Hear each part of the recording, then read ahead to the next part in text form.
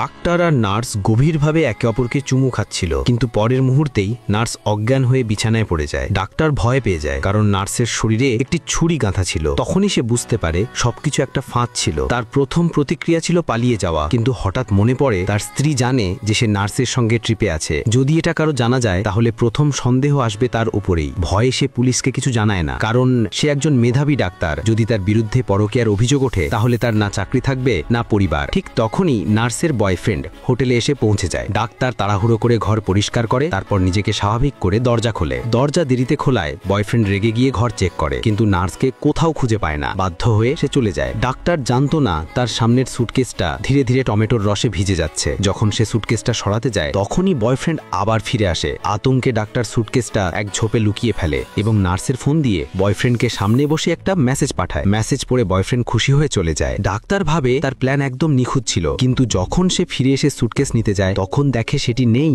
ভয়ে সে এক ঝাড়ুদারকে জিজ্ঞেস করে। সে বলে সুটকেসটা অন্য জায়গায় রেখে এসেছে। আরো ভয় পেয়ে ডাক্তার এক জেলে লোকে জিজ্ঞেস করে। সে জানায় সুটকেসটা সে হ্রদে ফেলে দিয়েছে। শান্ত পানির দিকে তাকিয়ে ডাক্তার স্বস্তির নিঃশ্বাস ফেলে এবং সেখান থেকে চলে যায়। পরের দিন সকালে যখন সে পরিবারের সঙ্গে নাস্তা করছিল তখন দরজার ঘন্টা বাজে। দরজা খুলতেই দেখে সেই সুটকেসটা বাইরে রাখা। তার স্ত্রীও বাইরে এসে সেটা খুলতে চায়। ডাক্তার ভয়ে তাকে থামানোর চেষ্টা করে, কিন্তু ভুলবশত সুটকেসটা নিচে পড়ে যায়। পড়ার শব্দ শুনে ডাক্তার ভাবে সুটকেসটা নিশ্চয়ই খালি। ধীরে ধীরে সে খুলে স্ত্রীকে বোঝায় এটা হয়তো কোনো রোগীর পাঠানো উপহার। তারপর তাড়াহুড়ো করে বাইরে যায়, কিন্তু বাইরে কোনো ডেলিভারি ম্যান নেই। শুধু একটা চিঠি পড়ে আছে যেখানে লেখা, আমার সব জানা আছে, আজ সন্ধ্যের মধ্যে 5 লক্ষ টাকা এক জায়গায় জমা দাও। নিজেকে বাঁচানোর জন্য ডাক্তার ব্ল্যাকমেলারের খোঁজে যায়, কিন্তু ব্যর্থ হয়। সংঘর্ষে ব্ল্যাকমেলারের আইডি কার্ড পড়ে যায় আর সে পালিয়ে যায়।